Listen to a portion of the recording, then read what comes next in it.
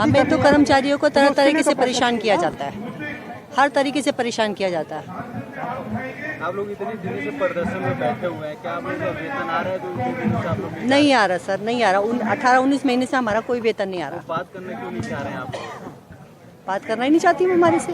हम तो शासन प्रशासन दोनों को ही कह रहे हैं, वो तो बात करती ही नहीं है। कारण तो उन्हें पता होगा।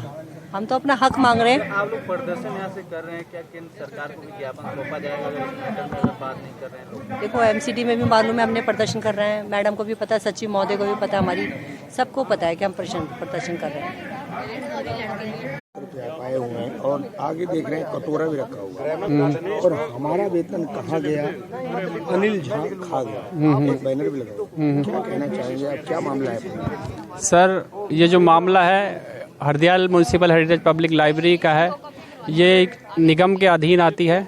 इसके कर्मचारियों को पिछले 18 महीने से वेतन नहीं दिया गया है और वहाँ पे जो भी भ्रष्टाचार हुआ है उसकी जो हम लिखित शिकायत अपनी विशेष अधिकारी दिल्ली नगर निगम को पहले ही दे चुके हैं और उनके आदेश पर एक जांच कमेटी जितना भी भ्रष्टाचार हुआ है, अनियमितता हुई है लाइब्रेरी में, उसके संबंध में CSD उप निदेशक की 5 सदस्य तथा एक कमेटी गठित की गई है जो कि लाइब्रेरी में जो भी अनियमितता हुई है, जो भ्रष्टाचार हुआ है, जो पद का दुरुपयोग हुआ है, चाहे वो फंड का दुरुपयोग हुआ है, अपनी रिपोर्ट 1 हफ्ते में सौंपनी थी। आज लगभग धरने पे बैठे हमें 65 दिन हो गए हैं और जांच कमेटी जिस दिन से कॉन्स्टिट्यूट हुई थी, जिस दिन से जांच कमेटी गठित हुई थी, आज 45 दिन हो गए हैं कर्मचारियों को बैठे हुए, लेकिन अभी तक वो रिपोर्ट नहीं आई है।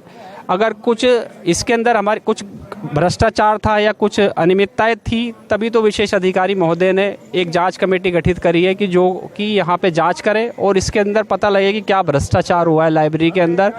और हमारा 18 महीने से वेतन जो कि बकाया है यहाँ पे, और उसने एमसीडी ने 50 लाख रुपए का फंड रिलीज़ भी किया था, लेकिन जो सचिव महोदय है वहाँ से एक दिशा निर्देश भी दिए गए थे कि ये वेतन लाइब्रेरी के सभी बोनाफाइड कर्मचारियों के लिए है जो कि लाइब्रेरी के अंदर कार्यरत है। ये तो प्रशासन ही बताएगा, कुछ प्रशासन है या जो भी इससे संबंधित लोग हैं या जो अधिकारी है वो ही बता पाएंगे क्यों नहीं हो पा रहा है। ना प्रशासन पे तो हम उंगली नहीं उठा सकते, लेकिन हमने अपनी जो भी कमेटी को अपनी शिकायत दी थी और कमेटी की रिपोर्ट नहीं आई है, तो हम तो प्रशासन से यही रिक्वेस्ट करेंगे कि इसकी जो भी फाइंडिंग है या जो भी रिपोर्ट के अंदर जो भी है उसको जल्दी से जल्दी सार्वजनिक किया जाए, जिससे पता लगे कि लाइब्रेरी के अंदर क्या भ्रष्टाचार हुआ है और क्या क्या अनियमितता है। और आरोप भी लगाया था कि अपने लोगों को हायर करो और 50,000 ना वो तो उसमें तो वास्तविकता है, इसको तो झुटलाया नहीं जा सकता, क्योंकि पहले जब हाईकोर्ट ने मना कर रखा था कि यहाँ पे भाई आपको किसी भी तरह से भर्ती नहीं करनी है, कोई नियुक्ति नहीं करनी है, क्योंकि मामला जो दिल्ली उच्च न्यायालय के अंदर विचाराधीन है, तो उसके संबंध में हाई कोर्ट का ऑर्डर भी है। इसके अंदर साफ स्टेट क्लियर लिखा हुआ है कि अगले आदेश तक कोई भी जो भी वैकेंसी आएगी हरदयाल लाइब्रेरी के अंदर उसको भरा नहीं करा जाएगा। उस आदेश की भी अवहेलना करते हुए वहाँ पे उन्होंने 6 कपूर क्या कहना चाहेंगे, किस तरीके से प्रदर्शन कर रहे हैं आप? प्रदर्शन इसलिए कर रहे हैं, एक तो हमें 18 महीने से सैलरी नहीं मिली, दूसरा ये कि मेरे को रिटायरमेंट का, मैं 31 जुलाई को रिटायर हो गया था, जबकि रिटायरमेंट का लेटर 3 महीने पहले दूसरा दिया जाता है। मुझे एक लेटर इशू करा और दूसरा लेटर मुझे नहीं दिया गया। उसके बाद मुझे ना तो मेरा कोई बेनिफिट मिला, प्रोविडेंट फंड मिला, ना मुझे लीव इनकैशमेंट, ना ग्रेजुटी, मुझे कोई वो पैसा नहीं दिया गया। और मुझे ये कहा गया कि आपने जो एप्लीकेशन लिखी थी 25 दिन तक मेरे को ऐसे वो करते रहे, लट्टू पच्चू करते रहे। 25 दिन बाद मैंने लेटर दिया, मैंने उसमें लिखा कि मैं कानून, अगर मेरे को मेरा पैसा नहीं दे गया तो मैं कानूनी कार्रवाई करूँगा। तो मेरे को फिर उन्होंने कहा गया कि अब तो कानूनी कार्रवाई से ही आपको पैसा मिलेगा, नई मैनेजमेंट बनेगी उसके बाद ही आपको पैसा दिया जाएगा, उससे पहले आपको पैसा नहीं दिया जाएगा। क्यों कर रहे हैं आप लोगों के साथ कि आप रिटायर भी हो गए? आप रिटायर हो गए और ये मेरे को रिटायरमेंट का दूसरा लेटर भी नहीं दिया गया और ना मुझे लाइब्रेरी से रिटायर किया गया। क्या लग रहा है इसमें बहुत बड़ा घोटाला है क्या? अब इसमें घोटाला होगा, कर्मचारियों को परेशान किया, कर्मचारी को परेशान, जबकि मेरे को, अब मैं हार्ट पेशेंट आदमी, मुझे 2 अटैक आ चुके हैं, एक स्टेंट पड़ चुका है मुझे, मैं दवाई का खर्चा कैसे कर रहा हूँ वो मुझे पता है।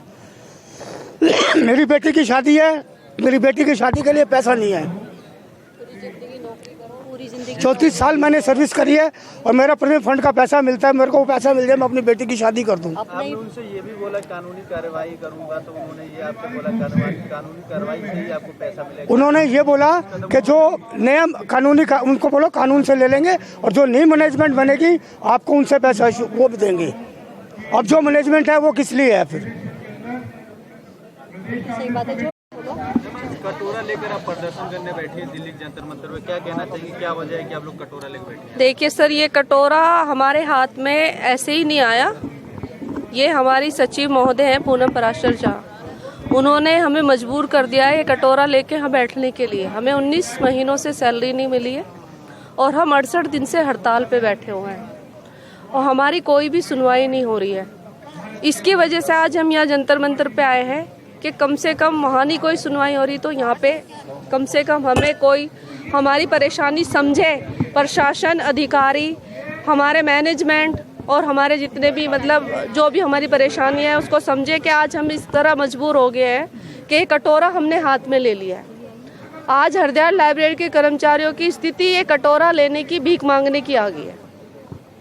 इसके लिए हमारी सचिव पूरी तरह से जिम्मेदार है, पूनम पराशर झा। तो उन पे कोई कार्रवाई नहीं हो पा रही है, क्या वजह है? देखिए सर, हमने जो भी था सबसे रिक्वेस्ट कर ली है, अपने प्रशासन से भी, अपने सब जगह अधिकारी, सिविक सेंटर। अब उनके खिलाफ कार्रवाई क्यों नहीं हो रही है, क्या हो रहा है, ये हम नहीं बता सकते क्योंकि हम एक कर्मचारी हैं, हमें ज़्यादा जानकारियाँ नहीं होती। हमें सिर्फ इतना पता है कि हमें 19 महीनों से सैलरी नहीं आई, 68 दिन से हम हड़ताल पे बैठे हैं और हमारी स्थिति बहुत ख़राब है। दवाई नहीं ले पा रहे, बच्चे के स्कूल छूट गए हैं। नहीं, अभी हम कोर्ट तक भी जाएंगे क्योंकि अभी हमारे यहाँ से सिविक सेंटर से मतलब एमसीडी से एक जांच कमेटी बैठी हुई है, वहाँ की रिपोर्ट नहीं आई है। अगर वहाँ से रिपोर्ट आएगी उसके बाद हम कोर्ट जाने की भी सोचेंगे।